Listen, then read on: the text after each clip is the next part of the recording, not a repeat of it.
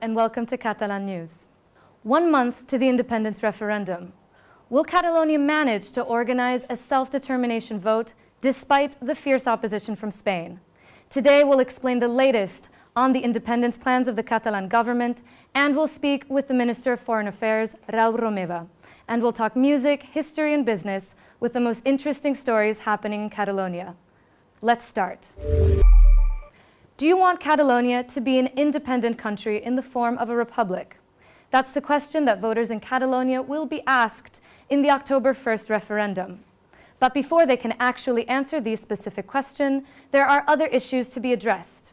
Will the Spanish government, implacably opposed to the vote, try to stop it? How will the Catalan executive guarantee the democratic standards of the vote amid a more than likely boycott by unionists? Our reporters tried to find out. A huge political storm between the Catalan and Spanish executives is set to start in the next few days.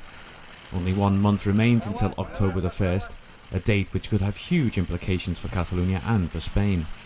El referèndum se celebrarà perquè hi haurà una llei del Parlament de Catalunya que ens legitima a celebrar aquest referèndum. És el compromís al que hem arribat i és també el desig de la majoria dels catalans, fins i tot de molts dels que volen votar que no. Protegerá a los catalanes de un proyecto autocrático liderado por radicales que solo traería división, enfrentamiento y pérdida de libertad y de bienestar. These are the 5 main elements to know about for the Catalans deciding their future in just 30 days' time. Logistics. President Puigdemont said recently that his government already has the ballot boxes for the referendum, yet more details on the logistics remain unknown, such as a list of voters, the electoral board members, the draw to appoint polling supervisors and the polling stations. Will all local authorities allow their premises to be used as polling stations as they do in elections? Legal framework. The pro-independence parties recently submitted the referendum law. They are now considering the best way to pass it while avoiding a likely Spanish ban on the legislation. They're expected to try to pass the bill in Parliament's next plenary session, which starts on September the 6th. Spain's response. Rajoy's cabinet is determined to stop the vote by appealing to the Constitutional Court. But what if Catalonia goes ahead anyway? Ballot boxes might be physically removed, or Catalonia's self-government could even be suspended. But what can be ruled out is Madrid tolerating the vote after trying to discredit it, like it did ahead of the November 9, 2014 unofficial vote. Citizens' reaction. An independence demonstration is set for September the 11th. The harshness of Spain's response might influence public reaction to the political controversy. Turnout and international reception. No one knows what the turnout for the referendum might be. A survey published by a newspaper last July estimated that almost 2/3 of the electorate would turn out for the vote. In fact, the international reaction to the vote might depend on the number of people who turn up at polling stations. To discuss the October 1st referendum more in detail, we have with us here today in the studio the Minister of Foreign Affairs, Raül Romeva. Mr. Romeva, thank you for joining us here today. My pleasure. So we have 1 month to go. Can you ensure that the referendum on October 1st is really happening? Definitely yes. Everything is ready. We are determined to go till the end. Everything is prepared and there is no alternative. So for all these reasons, yes, this is going to happen. The Spanish government is determined to stop it by all means possible. They say what you're planning is illegal.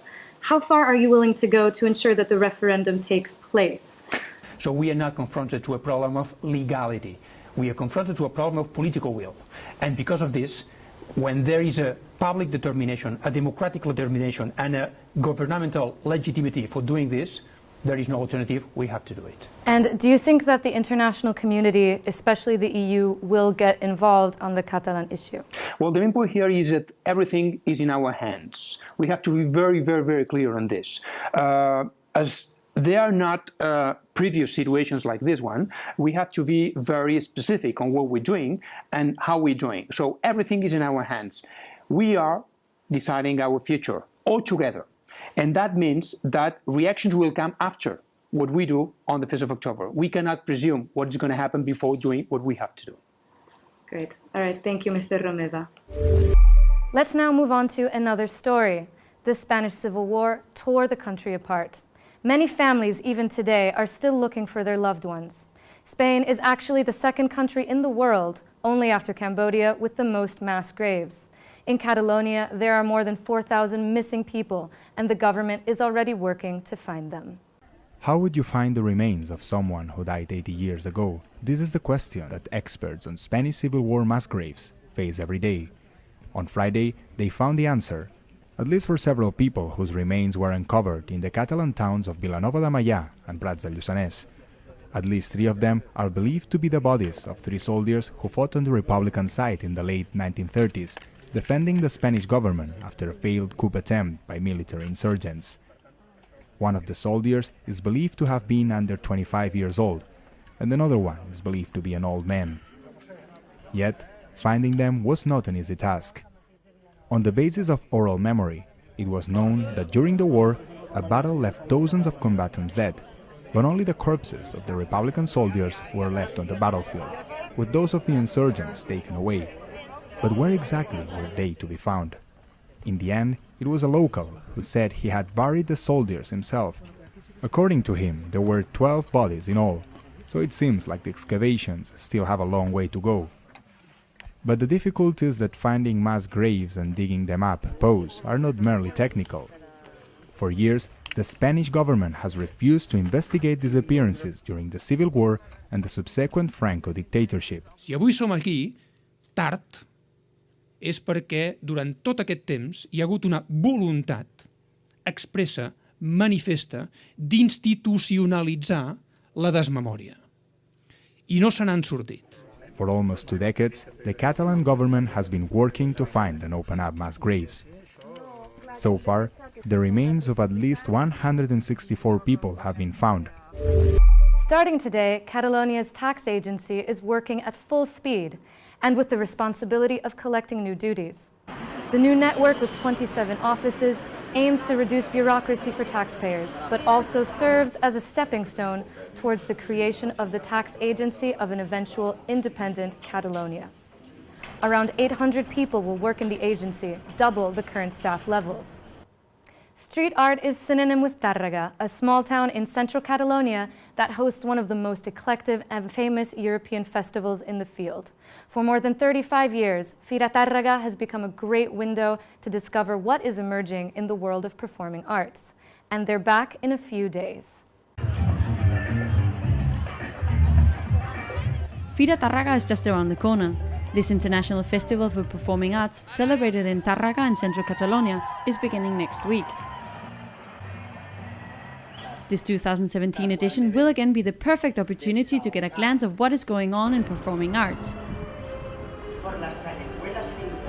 Fira Tàrrega offers an eclectic program with special emphasis on street arts and visual and unconventional shows through open-air street performances.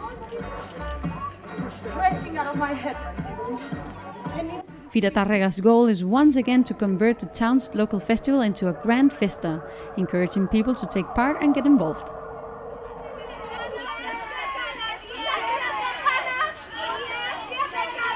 These days, the streets of Tàrrega are already breathing art with the rehearsals of the performance 10 of each 10, created by Valeria Pírez. This performance art seeks to show that there's a problem with gender violence and demand that it be solved. Però aquí ell el que vol és presentar-nos a l'espai públic alt i clar que tenim un problema, que s'ha de resoldre i treballar. Lògicament ho fa com toca fer-ho des del món de l'art, que és a través de la metàfora, però creiem que la seva sensibilitat, manera de fer, és molt necessària, sensible i que havia de ser a la fira sí o sí. The festival officially takes place next weekend, but starting this week, art lovers can already enjoy Lovers in the Fair, an exhibition dedicated to the love stories and sex that the spectators experience within the fair. The exhibition can be visited until September 17. Fira Tàrrega, held since 1981, will be celebrated between September 7 and September 10. The 2017 edition includes 54 projects from 8 different countries. The festival encourages the audience to participate, demand, act, celebrate and play. And with this, we finish today's show. We'll be back on Monday with more information about what's going on in Catalonia. And as we go, we leave with these pictures from the inaugural concert at the Acústica Festival, featuring the flamenco duo Rosalía and Refri. Enjoy.